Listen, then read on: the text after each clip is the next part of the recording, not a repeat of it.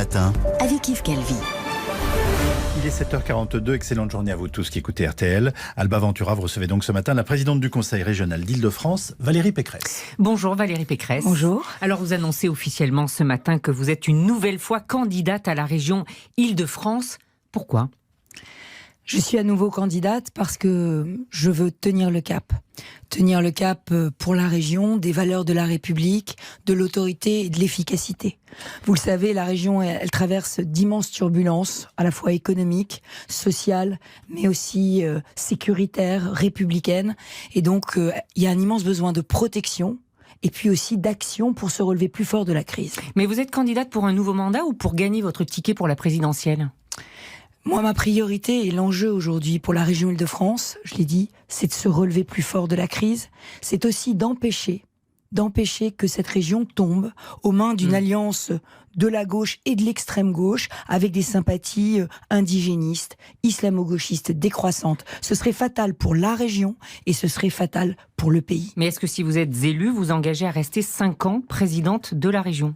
Aujourd'hui, le 100% région Île-de-France, c'est moi. Bah oui. C'est pas mes adversaires. Non, mais parce que mes adversaires vous êtes cumulent à la présidente, fois. Forcément. Non, mes adversaires cumulent à la fois les mandats et les responsabilités nationales. Je ne sais pas où ils seront dans un an. Et vous non plus ? Aujourd'hui, tout dépend des Franciliens. Si les Franciliens me renouvellent leur confiance, alors je continuerai la politique. S'ils décident de ne pas me la renouveler en juin, j'arrêterai la politique. Oui, mais vous avez des ambitions présidentielles, vous êtes testé dans les sondages, votre nom circule tout le temps, donc on ne va pas vous se mentir, ça vous intéresse la présidentielle ? Mon pays m'intéresse parce que je suis présidente de la première région d'Europe, donc j'ai des choses à dire sur l'état de la France. Mais je le redis, cette question, elle ne se pose pas tant que les Franciliens ne m'ont pas renouvelé leur confiance. En tout cas, depuis plusieurs semaines, on vous entend beaucoup parler de sujets nationaux, la sécurité, l'immigration. On est bien d'accord, ce ne sont pas des compétences régionales. Alors si j'ai pris à bras le corps le sujet de la sécurité depuis mon élection en 2015, parce qu'il y avait d'immenses problèmes de sécurité en Île-de-France, notamment de sécurité dans les transports, dans les lycées, dans les communes où j'ai aidé à financer toutes les polices municipales. J'ai pris à bras le corps cette question de la sécurité contre toutes mes oppositions, contre la gauche et contre le Rassemblement national qui a refusé de voter tous les budgets sécurité depuis 2015 en disant justement que ça n'était pas une compétence régionale. Et ce tournant de la sécurité, je veux creuser ce sillon. Mais vous l'avez pris pour l'instant, c'est uniquement sur la sécurité dans les réseaux des transports SNCF et RATP ? Non, j'ai fait plus que ça. J'ai signé une convention à l'époque avec Bernard Cazeneuve et une convention ensuite avec Madame Belloubet pour que la région puisse cofinancer des commissariats de police, des casernes, des équipements de police et aussi sécuriser les prisons. Valérie Pécresse, le président assistera cet après-midi aux obsèques de Stéphanie, maman et agent administratif du commissariat de Rambouillet. Demain, vendredi, un hommage national aura lieu à Rambouillet. D'ailleurs, vous y serez ? Bien sûr, c'est un drame, une tragédie qui nous a tous bouleversés. Il y a un lien entre terrorisme et immigration, avez-vous dit, notamment avec l'immigration la plus récente, je vous cite. Vous voulez dire, même les Français issus de l'immigration, c'est ça que vous vouliez dire ?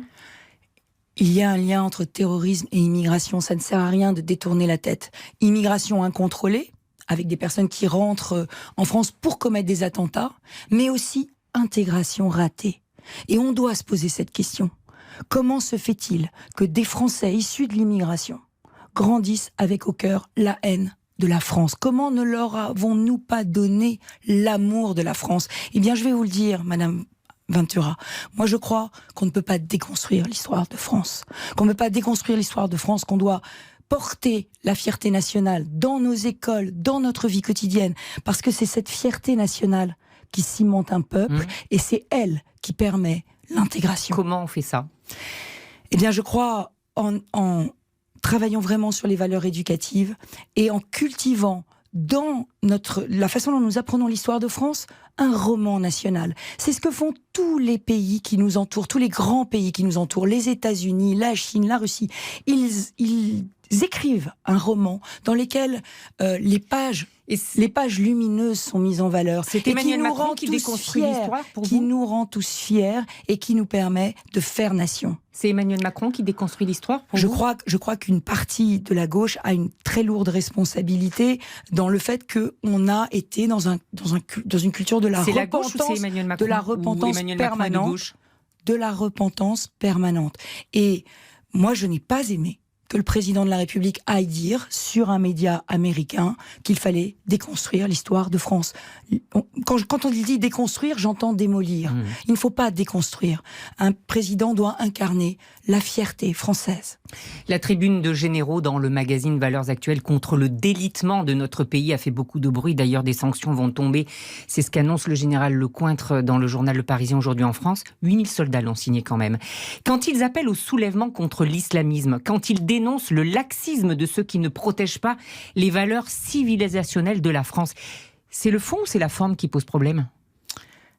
Je suis une femme d'ordre. Ou les deux ? Je suis une femme d'ordre, je suis viscéralement attachée à la neutralité des armées et au devoir de réserve des militaires d'active. Donc ça n'est pas négociable. L'armée doit être neutre. Sur le fond, évidemment, on sent bien, il y a une crise d'autorité dans le pays, une crise immense. Mais pour moi, l'autorité, elle est républicaine par les urnes. Elle n'est pas militaire par la force. Et elle ne le sera jamais.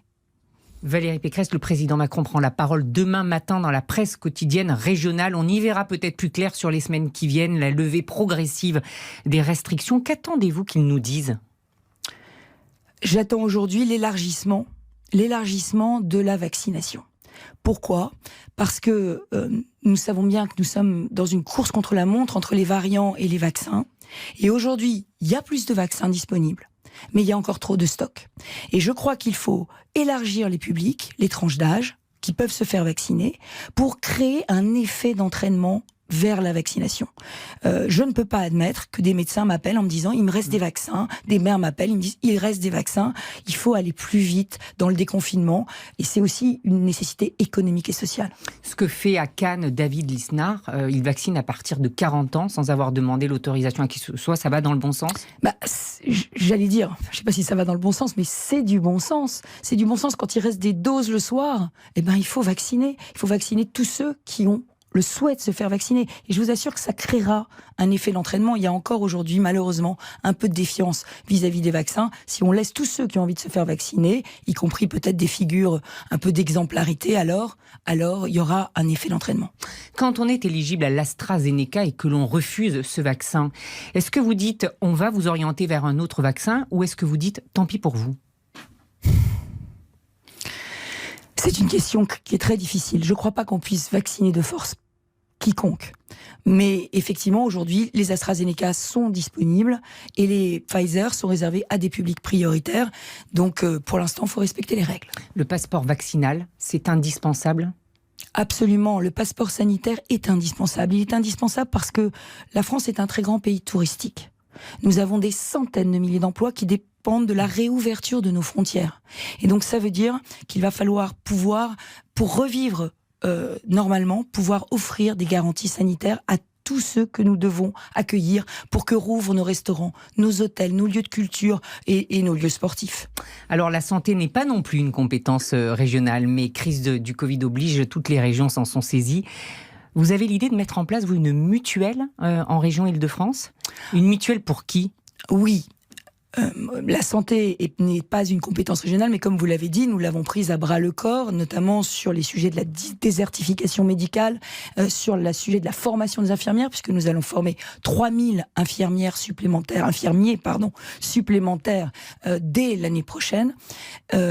Et je voudrais, dans mon prochain mandat, créer une mutuelle régionale. Une mutuelle régionale sur le modèle de ce que font certaines municipalités qui ont créé des mutuelles municipale. Pourquoi ? Parce que avec la puissance de la région, je pourrais obtenir des tarifs préférentiels.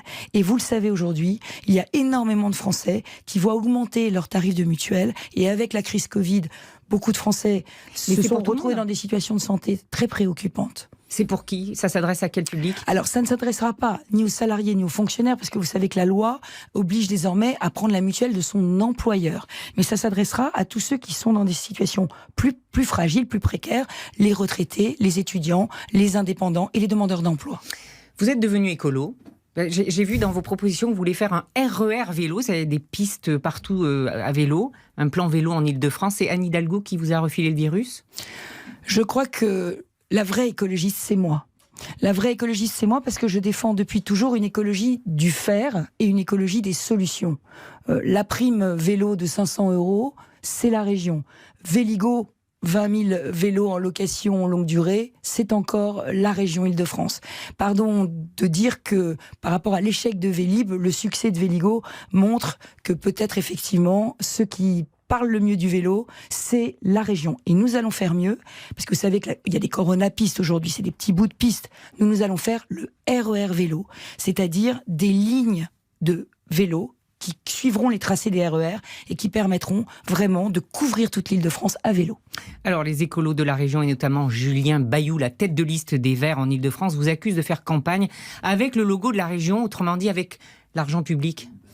Bon, c'est complètement faux et je suis un peu triste pour les Verts parce que quand on n'a rien à proposer, on calomnie. Vous savez, en politique, il y a ceux qui divisent et qui attisent et puis il y a ceux qui rassemblent et qui apaisent. Ma candidature, elle sera sous le collectif Île-de-France rassemblé. Qu'est-ce que vous avez pensé de leur campagne, justement? D'ailleurs, Julien Bayou a reconnu une maladresse, cette campagne qui s'en prenait aux boomers, sous-entendant un côté vieux réac ou en tout cas rétrograde. Mais pas seulement aux boomers, aux chasseurs, à la droite, aux intellectuels. Je vous le dis, ça divise, ça attise, alors qu'il faut aujourd'hui, et c'est vraiment crucial pour le pays et pour la région, il faut rassembler, il faut apaiser. J'ai une dernière question. Renaud Muselier, en Provence-Alpes-Côte d'Azur, tend la main à la majorité présidentielle. Vous pourriez tendre la main à La République En Marche? Ce que je vais faire, c'est je vais faire une équipe qui sera une équipe de très large rassemblement autour de moi, autour de mes valeurs républicaines, valeurs d'autorité, d'écologie, valeurs d'égalité des chances. Autour de moi, il y aura donc une équipe de gens qui croient à la République, qui seront de droite, qui seront du centre, et qui seront peut-être d'ailleurs. Et cette équipe, je vais l'emmener du début jusqu'à la fin. Parce que je crois que les Franciliens... Donc il pourra y avoir des gens d'En Marche. Les Franciliens veulent de l'authenticité et de la vérité. Moi, je ne fais pas de bidouillage d'appareil, je ne fais pas de tripatouillage. La République En Marche aura une liste contre moi. Je ne sais pas pourquoi ils souhaitent en faire une, parce que je ne sais pas ce qu'ils ont à dire de différent de mon projet. J'attends toujours leur projet. Mais en tout cas, ce qui est certain, c'est qu'autour de moi, il y aura des personnes par-delà tous les clivages partisans. Merci beaucoup Valérie Pécresse.